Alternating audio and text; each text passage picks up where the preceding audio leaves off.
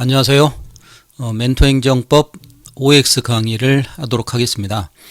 2019년에 제가 OX 강의 제공해 드린다 했는데 뭐가 좀 안 맞아서 제공 못했죠. 그래서 2020년 강의를 대비로 OX 강의를 제작하게 됐습니다. 음성 파일로만 제공해 드리려고 했는데 아마 이 영상으로 하는 게 나을 것 같아서 영상으로 하고 여러분이 언제나 접근이 쉬운 유튜브에 올리는 식으로 아마 하는 게 좋을 것 같아요. 그러기 위해서 이제 유튜브에 이게 올리겠습니다. 강의가 몇 강의가 될지는 모르겠지만 한 150페이지 정도의 교재 내용을 이렇게 화면에다가 강의로 진행할 거예요. 이렇게 할 겁니다. 여기 보시면 한글 파일이 이렇게 올라와 있죠. 이 온라인 한글 파일을 설명을 이렇게 해드릴 거예요. 그리고 그 답이 다 달려 있습니다. 제가 그 문제집이나 OX를 너무 오랫동안 공부하면 안 된다고 그랬죠. 그래서 빨리빨리 볼 수 있도록 답을 달아놓고 이걸 이렇게 끝까지 한번 가볼 거예요. 그래서 150페이지 좀 전후가 되는데요. 이걸 한번 해보기로 하겠습니다. 그리고 이 내용을 여러분 그 다운받고 싶으신 분들이 있어요. 이 자료를 그러면 제가 사이트에 올렸으니까 PDF로 다운받으셔가지고 그 출력해서 보시든지 한번 해보세요. 이 사이트로 들어가시면 됩니다. 검색해서 김진영 행정법일에 검색해 보시고 jymentor.com으로 들어가시거나 여기 그 사이트가 이렇게 있죠. 이 사이트는 그 남부고시 온라인 그 통합 사이트입니다. 그래서 남부고시 온라인 아이디 있으면 같이 이용하시면 돼요. 거기에서도 찾아갈 수 있고요. 여기 보시면 제 연락처가 있는데 궁금하신 거 있으시면 일이 그 연락을 해보세요. 문자를 보내시기 바랍니다. 그렇게 해서 이 OX를 한번 진행해 볼 건데요. 이 OX 강의는 초학자용 강의가 아니에요. 그래서 처음 하신 분들이나 이분들은 듣지 마시고 최소한 강의 한 바퀴라도 도르신 분, 그래서 1순환이라도 하신 분들에게 좋고요. 그리고 심화 과정까지 공부하셨으면 아주 효율적일 겁니다. 그래서 최소한 한 3-4개월 정도는 공부하신 다음에 이 강의 듣는 게 좋을 것 같아요. 아마 대부분 OX를 우리가 정리용으로 하죠. 기출문제나 예상문제 전후 뭐 이렇게 한다거나 아니면 시험 직전 뭐 국가직 끝나고 지방직 그때 뭐 시간이 어정쩡할 때 그때 이거 보시면 좋을 겁니다. 그리고 그 유튜브에 올릴 거니까 여러분이 스마트폰이나 태블릿에서 화면을 띄우거나 아니면 유튜브에서 그대로 보시면 돼요. 그렇게 따라오시면 되겠고 우리 군무원 수험생들 있죠. 그리고 이제 군무원을 애당초 목표로 안 잡았다가 나중에 군무원 또 다 보시잖아요. 군무원 수험생에게는 이게 정말 효과가 큽니다. 군무원 시험은 어렵게 안 나오고 사례형 이런 거 박스형도 많이 안 나오니까 요즘은 나오고 있습니다만 그 수가 아주 제한적이에요. 그래서 군무원 수험생에게 가장 이 효과가 크지 않을까. 그래서 군무원 수험생들은 잘 한번 활용해 보시기 바랍니다. 그리고 여기는 지금 OX만 하지만 제가 이런 방식으로 그 최신 판례랄지 그 중요한 막판 정리 내용 그런 걸 한번 올려서 나중에 또 할 거니까 이렇게 저 유튜브 접근해서 쉽게 한번 공부를 해보세요. 그래서 막판 될 때까지 한번 잘 들어보시기 바랍니다.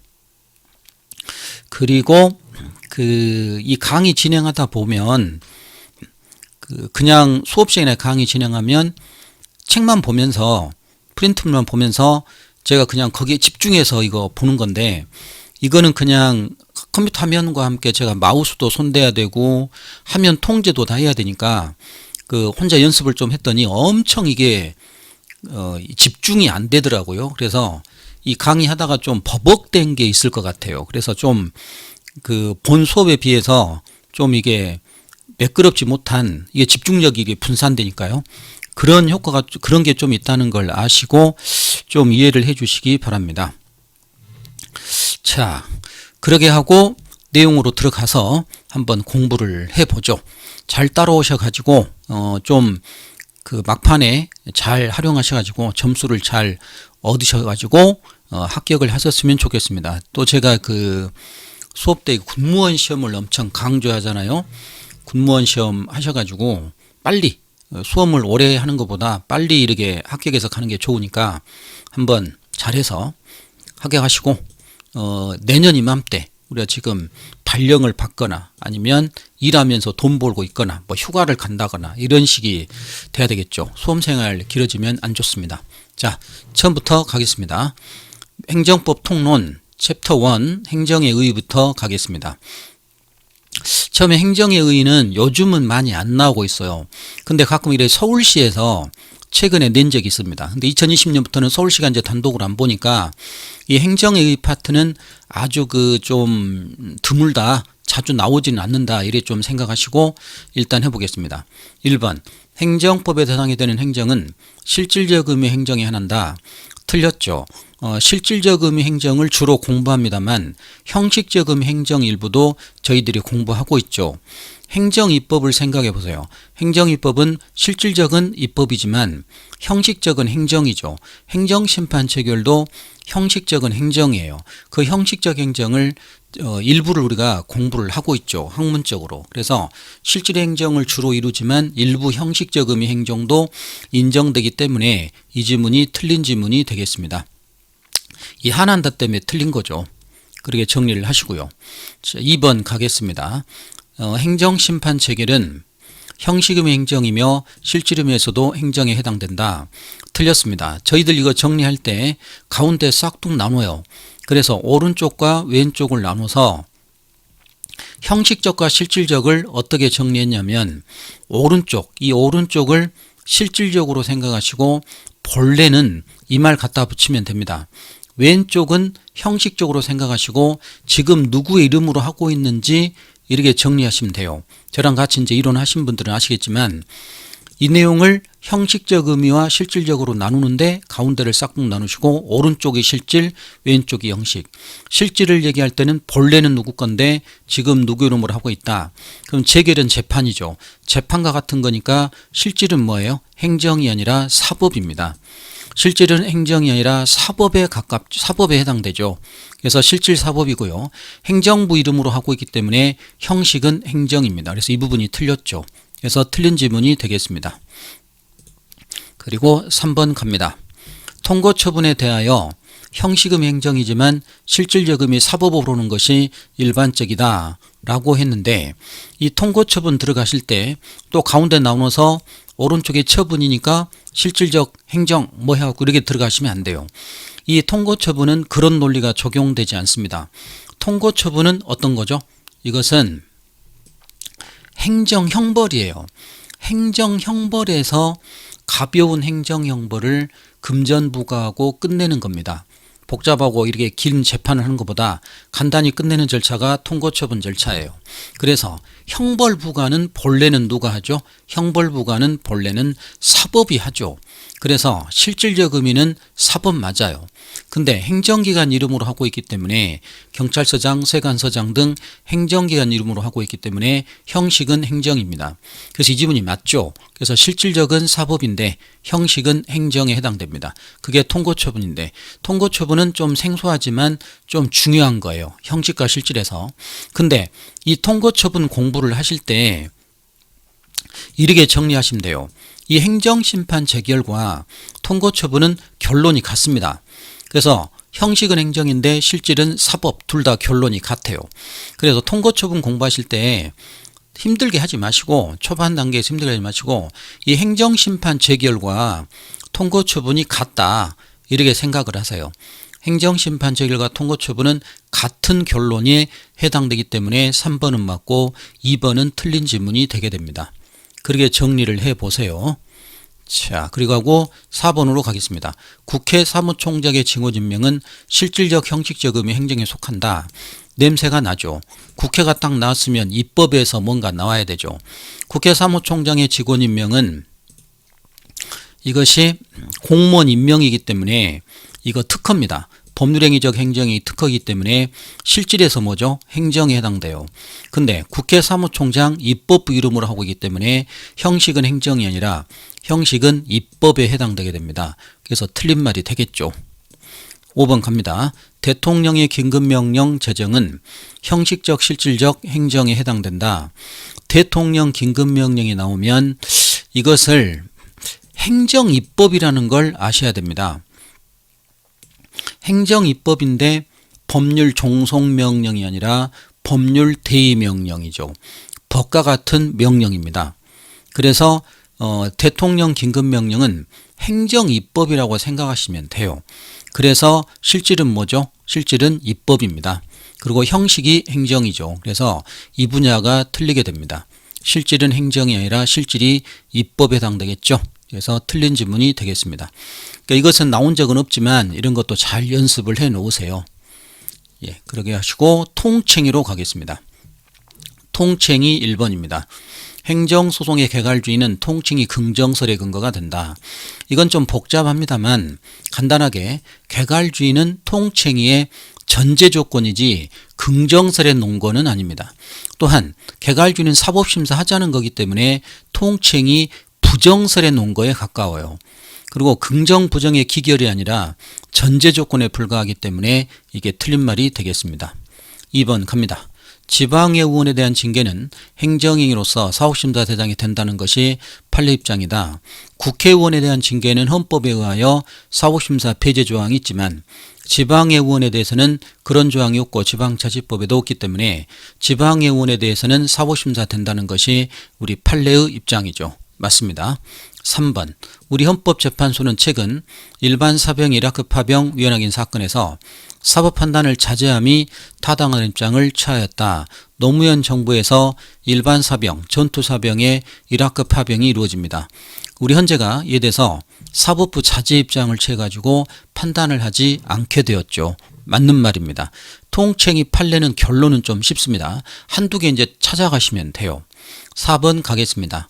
비상계엄 선포나 학태가 국헌문안의 목적을 달성하기 위해 행해진 경우 법원은 그 자체가 범죄에 해당되는가 여부 심사할 수 있다라고 얘기했습니다. 그래서 계엄 선포가 통칭인 건 맞아요. 근데 범죄에 해당되는가 여부 12.15.18 신군부 전두환 노태우 이 사람들의 국헌문안의 목적을 위한 범죄에 해당되는가 그건 통칭이 아니고 사후심사할 수 있다라고 했습니다. 맞는 말이 되겠죠. 자 5번 갑니다. 통칭의 예로는 조약 체결 맞습니다. 이라크 파병 결정 맞죠. 남북 정상회담까지는 맞아요. 근데 개최 과정에서 이루어진 대북 송금 행위 등이 해당된다. 대북 송금은 통칭이 해당되지 않습니다. 이 분야에서 틀렸죠. 여기까지는 맞아요. 그래서 정상회담 개최는 되지만 대북 송금 불법 이루어졌기 때문에 그건 통칭이가 안 된다라고 했었죠. 틀린 말이 되겠습니다. 6번 정상회담 개최는 고도 정치적 성격이 있는 행위로서 사법심사 대상화라는 것이 적절하지 못하므로 개최 과정에서 신고하지 않거나 승인하지 아니한 북한 송금행위 사법심사 대상이 되지 않는다. 대북 송금은 된다라고 했었죠. 그래서 불법 송금행위는 사법심사 된다는 것이 판례였습니다. 이 내용 상당히 쉽죠. 좀 많이 공부하셨던 내용일 겁니다. 7번 갑니다. 정상회담 개최는 고도의 정치적 내용 방금 했고요. 자 7번 통칭의는 고도 정치결단에 전 작용이므로 기본권 침해와 관련되는 경우에도 헌법재판 심판 대상에서 제외된다. YS의 금융실명제입니다. 김영삼 대통령의 금융실명제가 통칭에 해당된다 하더라도 기본권 침해와 관련되면 헌재의 심사가 된다 했고 사고심사 가능하다고 했었죠. 그래서 제외된다 틀렸습니다. 8번 가겠습니다. 신행정 수도 건설이나 수도 문제 고도 정치결단 요함으로 사후심사 대상에서 제외되고 여기서부터 일단 틀렸습니다. 신행정 수도 문제가 일단 사법심사 제외된다고 하진 않았어요. 제외된다고 할 수는 없었고요. 국민의 기본권 침해와 관련되는 경우에도 헌법재판 될 수 없다. 기본권 침해와 관련되면 된다라고 얘기했습니다. 이제 제 기본서 이렇게 좀 언급을 하는데요. 기본서에 이렇게 좀 돼 있습니다. 수도 이전 문제가 정치적 성격 갖고 있다고 하더라도 사법심사하기에 부적절한 문제라고까지 할 수 없다. 사법심사 부적절하지 않기 때문에 할 수 있다 이 말이죠. 그래서 여기서 틀렸고요. 기본권 침해 관련되면 수도 이전할 때 개헌을 해야 되며 국민투표 거쳐야 되는데 안 거쳐서 참정권 침해했다고 해서 헌재가 대상이 된다라 했고 그러면서 위헌 결정까지 하게 됩니다. 틀린 말이죠. 자 9번 가겠습니다. 헌법재판소는 신행정수도 건설 수도 이루 문제를 국민투표에 붙일지 여부에 관한 대통령 의사결정이 사후심사될 경우 그 의사결정은 고도 정치결단위원회 사안이라고 볼 수 없으며 여기서 틀렸죠. 그 의사결정이 고도 정치결단위원회 사안이라고 봤습니다. 잠깐 또 제 기본서 보시면 여기 수도 이전 국민투표 붙일지 여부 의사결정 사후심사 될 경우 정치결단위원회 문제여서 자제함이 바람직하다. 그래서 정치결단위원회 문제여서 사후심사 자제함이 바람직하다라고 이렇게 말을 하고 있죠. 그래서 지금 이 질문 틀렸습니다. 그래서 정치결단 사안이라고 볼 수 없으며 틀렸고요. 근데 이건 몰라도 국민의 기본권 침해와 관련되는 문제이므로 헌법재판 심판 대상이 될 수 있다 했다. 기본권 침해 관련되면 헌재 대상이 됩니다만 이 지문에서 틀렸죠. X가 되겠습니다. 10번 가겠습니다. 대통령이 한미연합 군사훈련 일종인 2007 전시증원연습하기로 한 결정은 국방에 관련된 고도 정치결단에 해당되어 사업심사 자제해야 되는 통치행위에 해당된다 라고 했는데 틀렸죠. 한미연합 군사훈련 일정인 이것은 연례적인 훈련을 해왔던 관례에 따라 해왔던 훈련에 불과하는 거지 정치 문제를 포함한다고 할 수는 없다고 그래서 통치행위에 해당된다 하지 않았죠. 이 훈련을 하면 북한이 긴장하게 되고 그럼 한반도 전체가 전쟁 공포 분위기에 휩싸인다 하면서 평화적 생존권 침해받는다 해서 헌법재판소로 들어왔지만 연례적인 훈련이지 정치 문제를 포함하지 않는다. 그래서 헌재 대상 통치행위가 아니라고 했었죠. 틀렸습니다. 11번 대통령입니다. 대통령의 서운 취소 행위는 통치행위에 해당된다. 서운 취소 통치행위에 해당되지 않는다라고 했었죠. 독립유공자 이런 분들 알고 보니까 친일행위 했다는 게 밝혀지죠. 그래서 서운을 취소합니다. 그건 일반적인 행정처분 권리 박탈하는 거지 정치 문제가 아니죠. 그냥 처분 취소예요. 정치 문제가 아닙니다. 그래서 통치행위에 해당된다는 말 틀렸습니다. 12번 통치행위 주체는 통상 정부가 거론되나 국회까지 거론되죠. 국회와 사법부에 의한 통치 인정하는 것이 일반적이다. 특히 사법부에 의한 통치는 인정되기 힘듭니다. 재판부는 중립적인 재판을 하는 거지 사법부가 통치를 한다고 할 수는 없겠죠. 그래서 이 질문 틀렸습니다. 13번 대통령 선거는 통칭에 속한다. 우리나라에서 선거는 통칭에 해당되지 않아요. 선거는 우리가 민중소송, 객관적 쟁송의 대상이 다 되고 있습니다. 그래서 선거소송, 당선소송 등 국민투표소송 등 모든 선거에 대해서는 쟁송 들어가기 때문에 선거가 통칭에 해당되지는 않죠. 틀린 말이 되겠습니다. 자, 여기까지 통칭의를 한번 봤고요. 복습을 잘 하시기 바랍니다. 행정법의 의의와 특성으로 가겠습니다. 1번 헌법이 행정법보다 우선하는 효력 유지시키는 제도적 보장 하나로 107조 1항 및 2항을 들 수 있다. 맞는 말인데 헌법 107조 1, 2항이 무슨 말입니까? 저희들이 그 법규명령에 대한 규범 통제할 때 이 점을 좀 읽어보죠. 그래서 헌법 107조 1, 2항, 2항은 위헌법령 심사제예요. 위헌법률 심사제의 내용이기 때문에 이것이 헌법이 행정법 우선하고 헌법 가지고 행정법을 위헌 결정하기 때문에 그 우선하는 효력 최고규범성 헌법의 그 내용 맞습니다. 그러니까 제도보장이니까 약간 헌법적 냄새가 나는데 맞는 말이죠. 최고법인 헌법이 개별법을 위헌심사에서 사라져가기 때문에 헌법이 행정법보다 우위하는 효력을 유지시키는 그 제도 중에 하나에 해당됩니다. 맞는 말이죠. 2번 행정법은 능력규정의 원칙, 사법은 명령규정이 주를 이룬다. 이거 다 한물 간 문제예요. 다 옛날 문제인데 우리가 또 전부 한번 다뤄보는 거니까 해보는 겁니다. 행정법은 이 명령 단속 규정이죠. 위치가 바뀌었어요. 행정법은 무허가 영업 금지 규정, 뭔가 강행 규정이 있다고 해도 행정법은 그 규정을 위반해도 무허가 영업을 했다 해도 처벌받을 뿐 사법적은 유효합니다.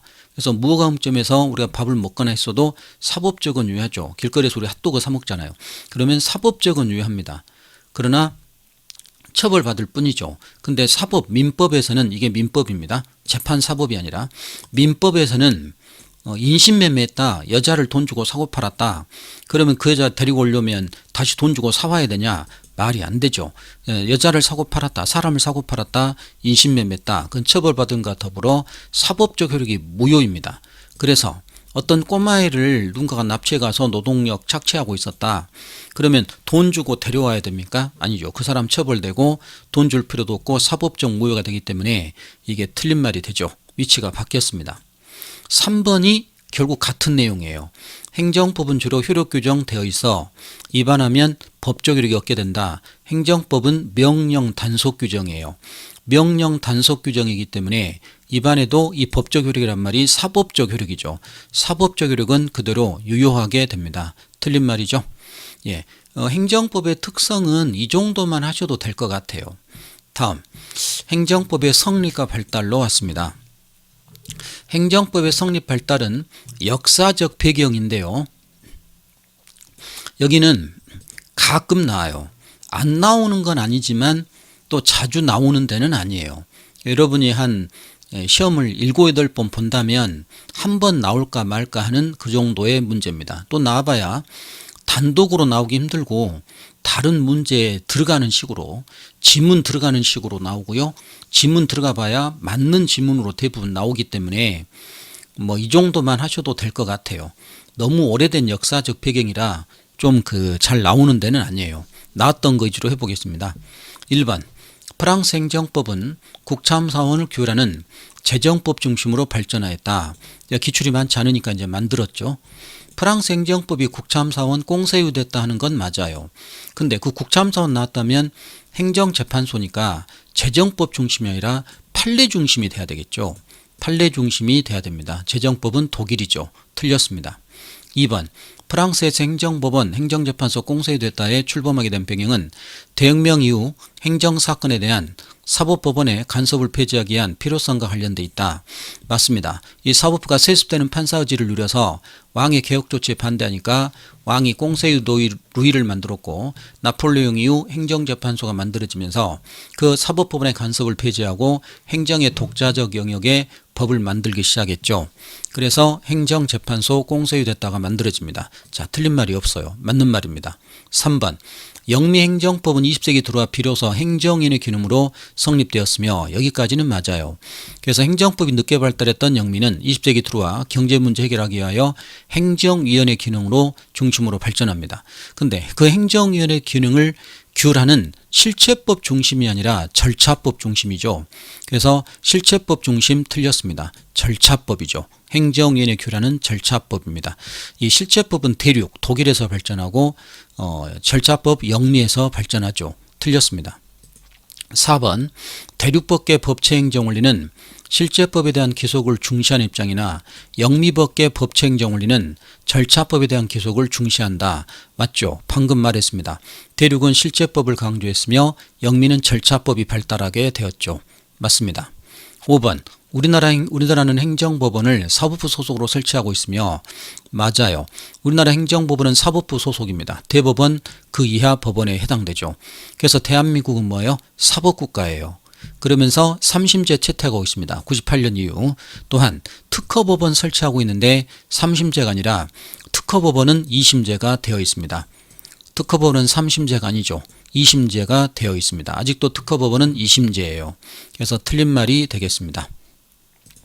6번 가겠습니다. 공사법 구별을 강조하자는 영미법계 오늘날 행정법의 특성을 인정되지 않으며 틀렸죠. 오늘날 행정법의 특성을 인정하고 있어요. 행정위원회 기능 중심으로 절차법이 발전하면서 행정법의 특성을 인정하고 있는 것이 영미입니다. 거기서 틀렸고요. 행정기관의 결정에 대한 재판권은 통상 사법법원이 행사한다. 여기는 또 맞죠. 그래서 사법국가가 된다는 겁니다.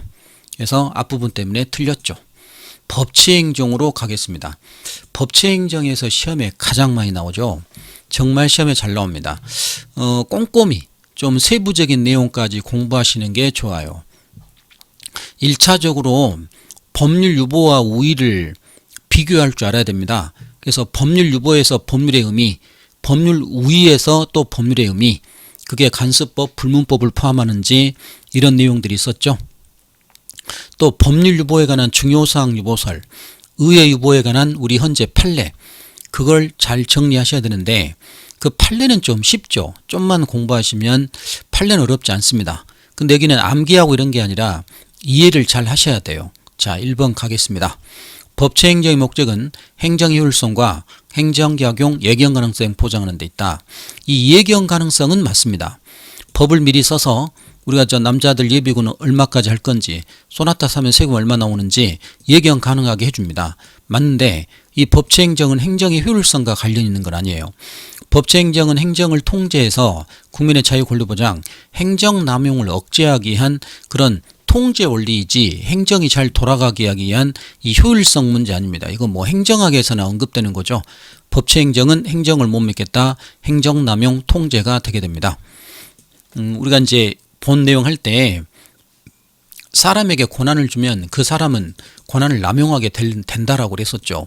우리 한 사람이 돈이 많으면 그 돈 소비하게 됩니다. 인간이 모든 게 성실할 수는 없죠.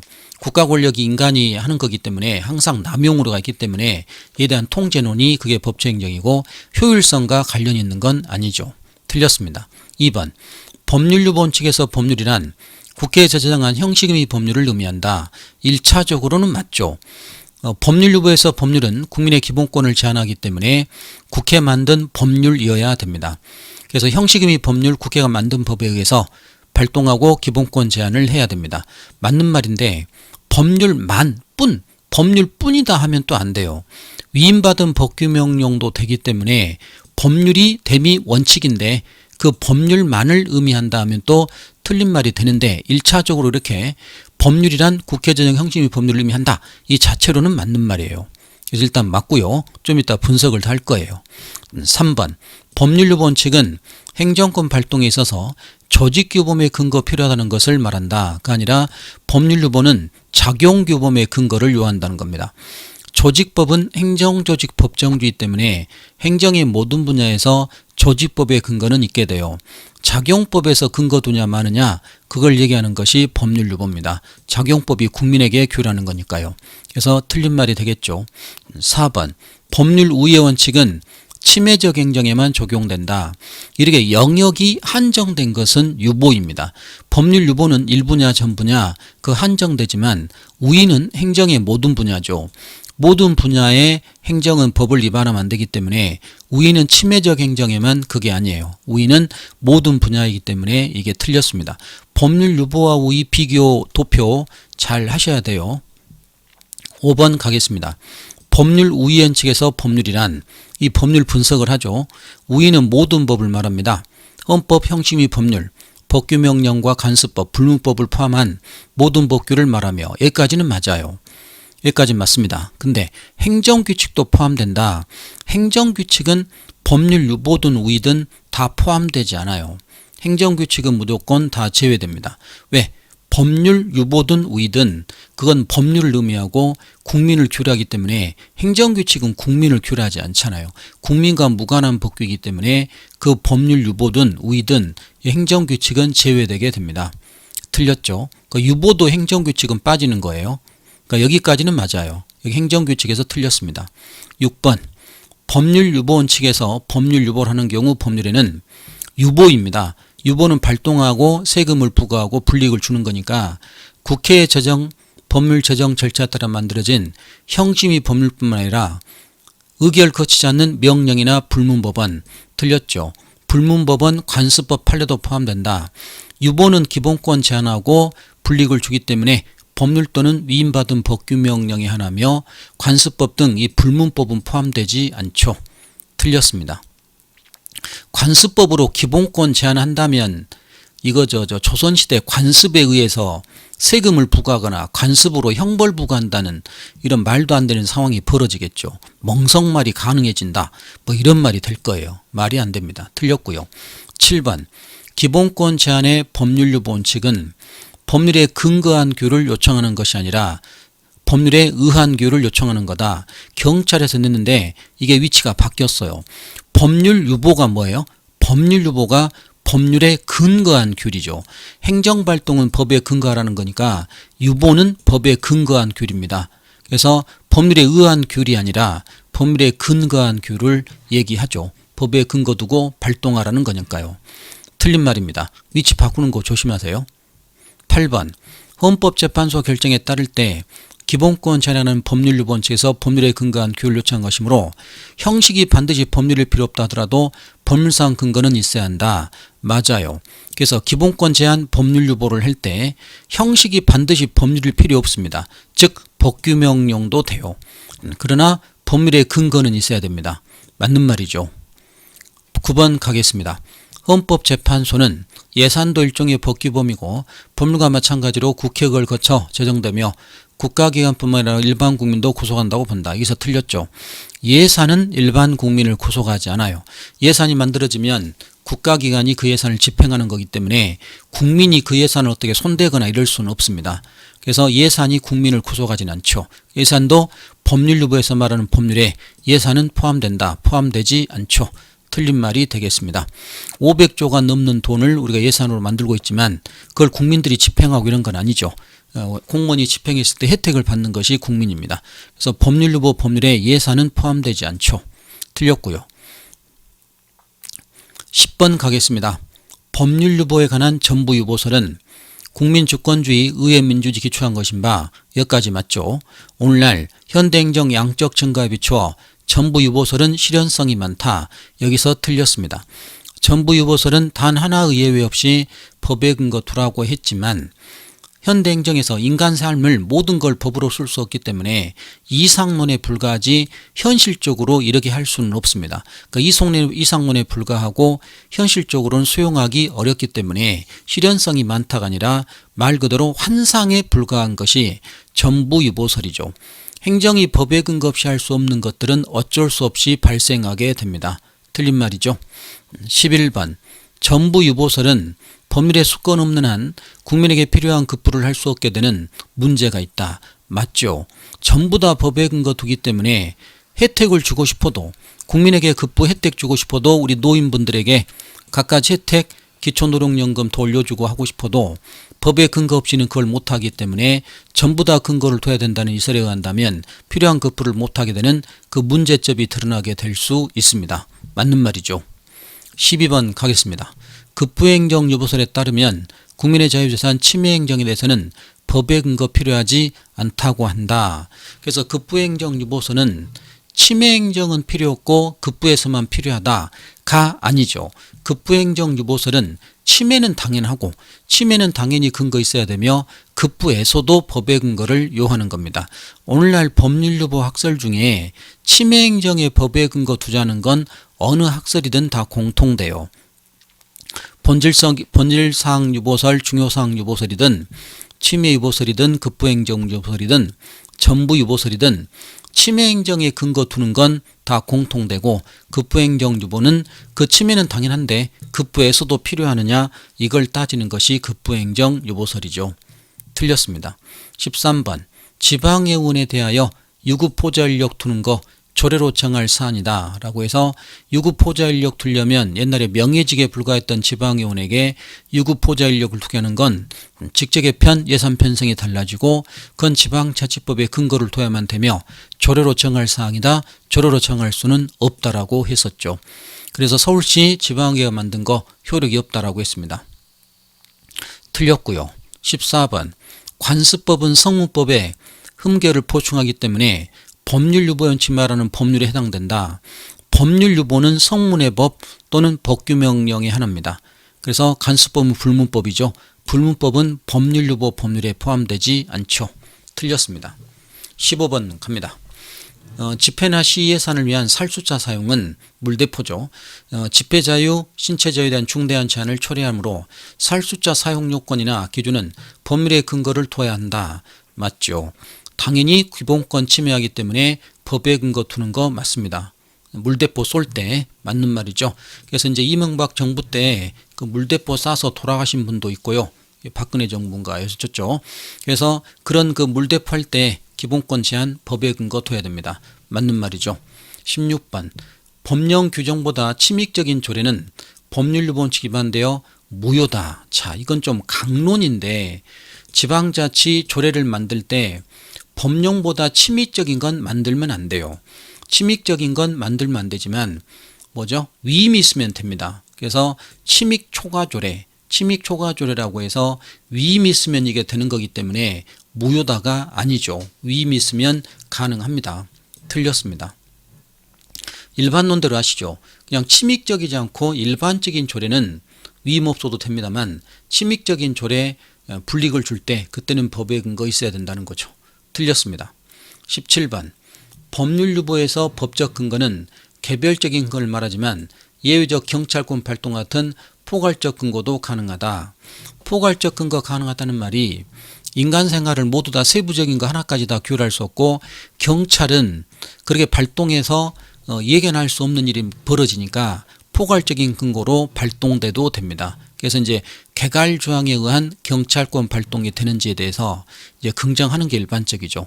그래서 포괄적인 근거도 가능할 수 있습니다. 꼭 구체적이야 개별적이야 될 필요는 없죠. 맞고요. 18번 법률유보학설 중 위임법의 한계 원리와 가장 관계가 깊은 것은 의회유보설이다. 맞죠? 의회유보설이 중요사항 유보설 위임 금지를 얘기하기 때문에 맞는 말이에요. 19번 국민주권 의회민주주의 기본이념 헌학설은 중요사항 유보설이다. 맞는 것 같은데 국민주권과 의회민주주의를 강조한 것은 전부유보설이에요. 전부유보설은 전부 다 근거를 두기 때문에 의회 우위사상과 국민주권 이걸 강조한 겁니다. 중요사항 유보설은 뭐가 나와야 되죠? 국민의 기본권 나와야 돼요. 국민의 기본권과 관련된 것이 중요한 것이다. 그런 식으로 나와야 되는 것이 중요사항 유보설이죠. 틀렸습니다. 혼동하지 마시고 20번 19년 국가직입니다. 개인택시 사업자 운전면허가 취소되지 않더라도 운전면허 취소가 있다면 행정청은 명문 규정 없다 하더라도 개인택시 면허 취소할 수 있다. 틀렸죠. 개인택시 면허가 취소되려면 먼저 운전면허가 취소되어야 됩니다. 운전면허 취소되어야 되는데 이분이 음주운전해서 사고까지 유발해서 돌아가시게 됩니다. 그러면 운전면허, 죽은 사람에 대한 운전면허 취소할 수는 없기 때문에 운전면허 취소되지 않는 한 개인택시 면허 취소할 수 없기 때문에 운전면허 취소 사유가 있다면 행정청은 규정 없다 하더라도 운전면허가 취소되지 않은 상태에서 개인택시 면허 취소할 수는 없다라고 해서 있다 하면 틀린 말이죠. 춘천 개인택시 사건이었습니다. 틀렸죠. 21. 헌법재판소는 법률유보 형식에 대하여 반드시 법률에 의한 규율만이 아니라 법률에 근거한 규율이면 되기 때문에 기본권 제한 형식이 반드시 법률의 형식일 필요 없다고 했다.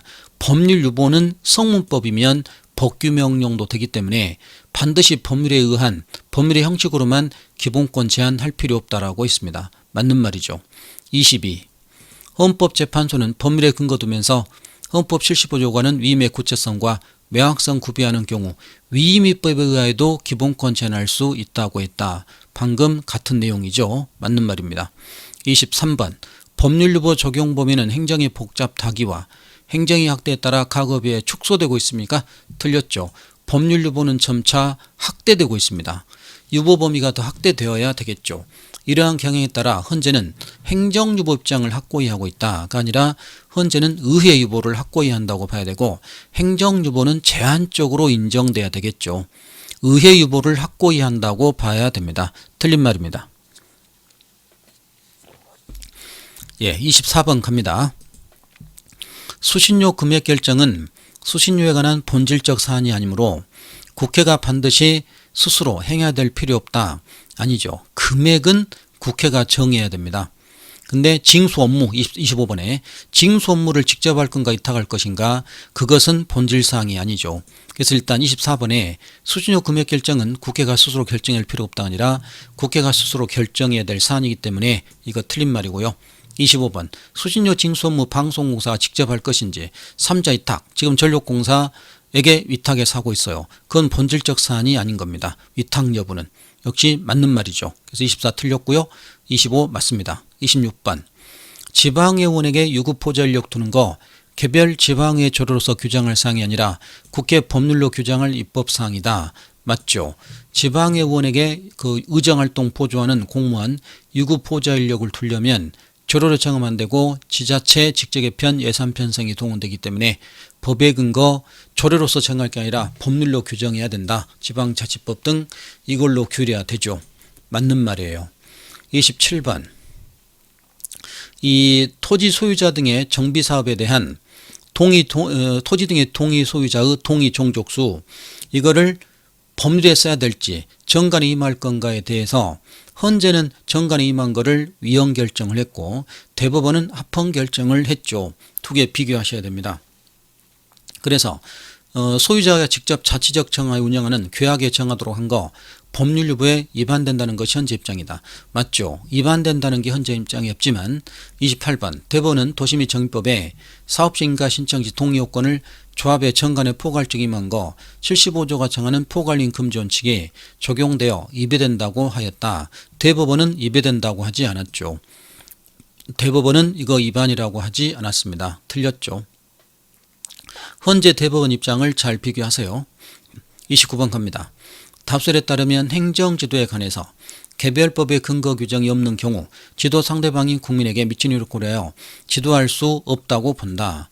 틀렸죠. 지도는 뭐예요? 비권력적 작용이에요. 비권력적 사실이기 때문에 법의 근거 없이 해도 된다. 맞죠? 법의 근거 없어도 되는데 법의 근거 없이 할 수 없다. 그러면 틀린 말이 됩니다. 틀렸고요. 30번 법규에 명문 규정 없음에도 환경보존이란 중대한 공익상 이유로 산림의 선호가 거부하는 경우 법률유보에 비춰 허용되지 않는다. 아닙니다. 환경보존 중대한 공익적 이유 때문에 산림의 손을 거부한 것은 뭐예요? 재량이에요. 그러니까 그런 경우는 재량에 해당되기 때문에 거부될 수 있고요. 그 재량이 되어 거부될 때 법의 규정이 있어야 되는지 법의 규정 없어도 됩니다. 그럼 아무리 재량이라 해도 법의 근거를 두고 그 공익적인 거 거부해야지 법의 근거 안 두면 안 된다. 그러면 안 돼요. 법의 근거 없어도 재량일 때는 거부할 수 있고 재량에는 법률유보가 적용되지 않습니다. 틀린 말이죠. 근데 이 표현은 최근까지도 잘 나오고 있어요. 부관에서도 그렇죠. 재량에는 법의 근거 없이 부관 붙인다. 이런 거 조심하시기 바랍니다. 틀렸고요. 30일 행정적인 처분 단계에서 근거되는 법률 위헌이라 판단하여 적용 거부하는 건 권력분립상 허용될 수 없다. 맞습니다. 그래서 처분 단계에서 행정청이 그 법을 자기가 자의적으로 위헌이라고 판단해서 적용 거부하면 안 되죠. 적용하고요. 그 재판의 전제가 되면 개인이 헌법재판소로 올 뿐입니다. 그래서 맞는 말이죠. 32. 납세 문작의 조세 납부 의무뿐만 아니라 가세표준과 세액을 계산하여 신고해야 되는 의무까지 부과하는 경우에 신고 의무 불이행에 따른 납세 의무 있게 될 불이익은 법률로 정해야 된다. 이렇게 불이익을 주거나 불이익을 준다는 말이 기본권 침해와 관련되죠. 그때는 법의 근거 있어야 되는 거 맞습니다. 맞고요. 33. 기출된 건데 부담금 부과하는 명확한 규정이 존재하더라도 그 법률 규정과 별도로 반드시 부담금 관리 기본법 별표에 부담금이 포함돼야만 부담금 부과가 유효하게 되는 건 아니다. 맞습니다. 이 부담금은 국민한테 불이익을 주기 때문에 부담금 기본법이라는 법의 별표에 90가지 거의 100가지 가까운 내용을 명확하게 쓰고 있다 이거예요. 그러니까 이런 경우에만 부담금을 부과하도록 쓰고 있는데 거기에 부담금 부과 그 90가지 정도 해당되는 거기에는 없는데 개별법에 부담금에 관한 개별 법령이 있다는 겁니다. 그럼 개별법의 근거가 있다면 그 기본법에 포괄적으로 써놓은 거에도 꼭 있어야 되느냐? 꼭 거기에 써지지 않았어도 개별법의 부담금 부과 내용이 있다면 그것은 유효하게 된다. 유효하게 되는 거 유효하게 되는 거 아니다. 그래서 이게 이제 명확한 규정이 존재하더라도 그 법률이 그러니까 이 표현이 그래요. 명확한 규정이 존재한다면 규정과 별도로 부담금 부과 기본법의 별표에 포함될 필요는 없다는 겁니다. 거기에 부과가 유효하게 되는 거 아니다. 개별 규정이 있다면 그러니까 하더라도를 존재한다면 이렇게 들어가는 것이 더 문장 표현에서 수월하겠죠. 그래서 맞는 말이 되겠습니다. 참 쉬운 말을 이렇게 어렵게 꽈놓고 있습니다. 정리하시고 34.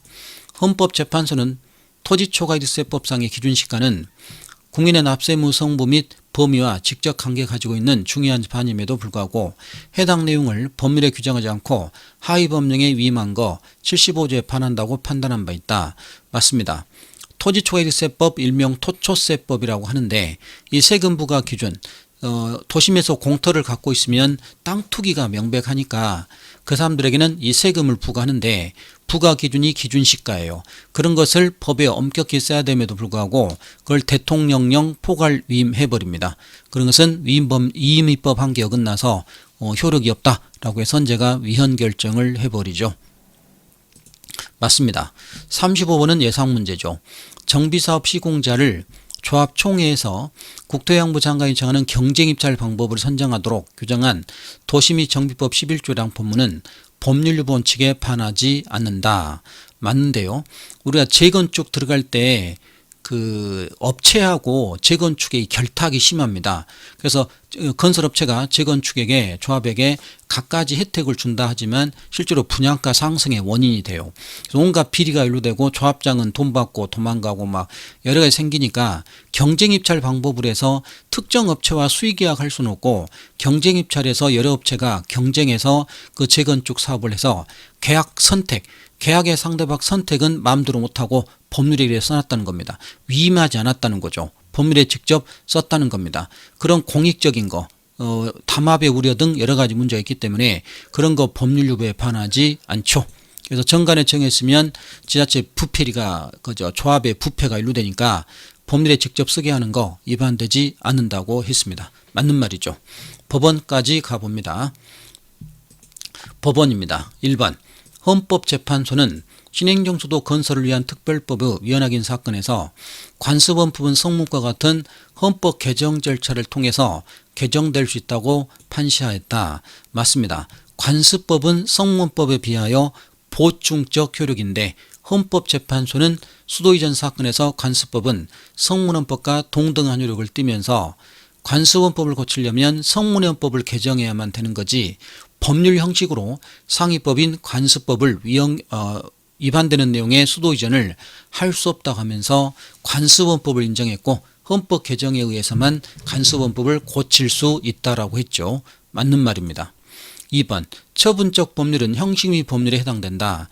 형식위 법률이란 말은 법률의 형식을 취하고 있는 건데 처분법도 법률의 형식은 취하고 있습니다.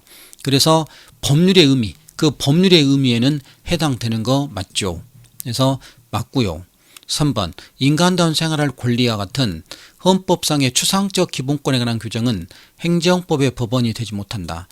헌법의 추상적인 기본권 규정도 이 헌법의 추상적인 기본권 규정이 뭐냐면 그냥 헌법이에요. 헌법은 법원이 당연히 됩니다.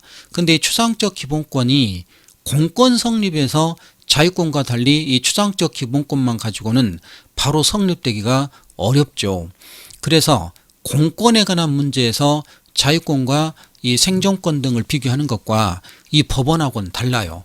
헌법의 추상적 기본권 조항도 행정법의 법원은 다 돼야 됩니다.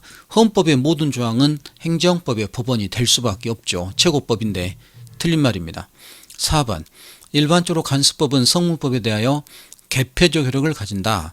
아니죠. 보충적 효력을 갖는 거며 헌재가 대등한 효력을 갖는다고 했습니다. 개폐적은 어디에도 없죠. 틀렸고요. 5번 초중교육법상의 사립중학교에 대한 의무교육 위탁관계는 사법관계에 속한다. 맞죠. 그래서 의무교육 위탁하는 것은 사법관계에 공법관계죠.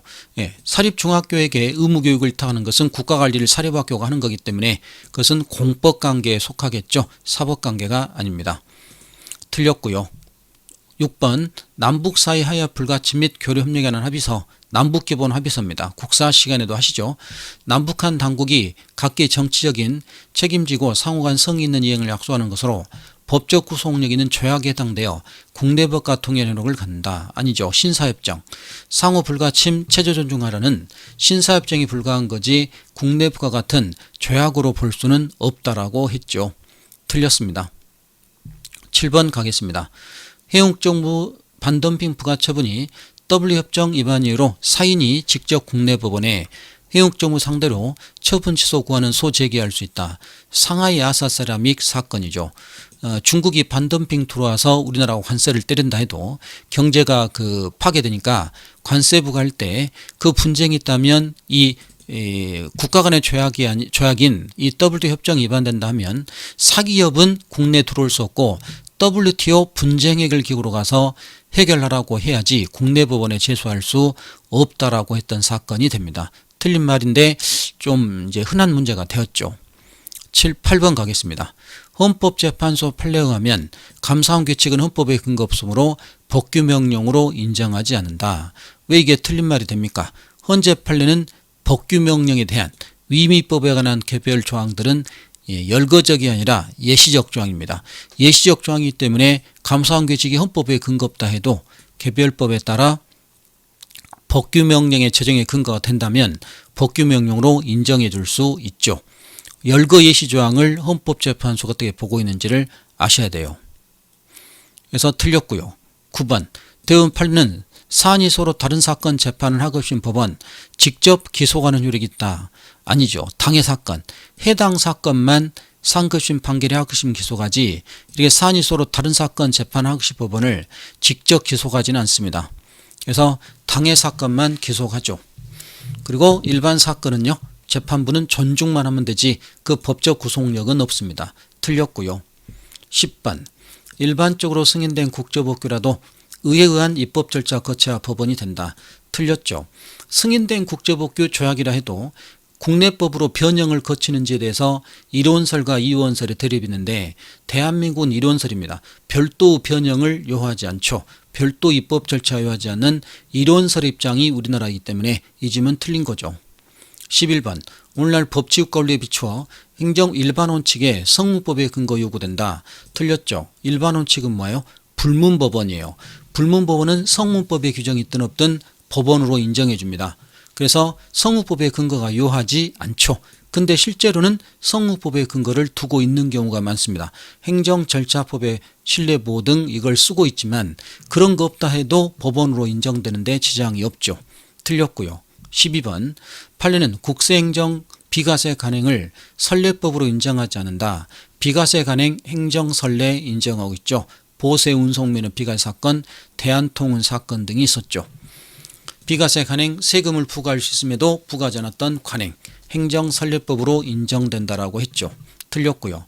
13번 사회에 거듭된 간행으로 생성된 사회생활 규범이 간수법 승인됐다 하더라도 사회구성원들 그러한 간행의 법적 구속력에 대하여 확신을 갖지 않게 되었다면 그러한 간수법은 법적 규범으로 효력 부정될 수밖에 없다.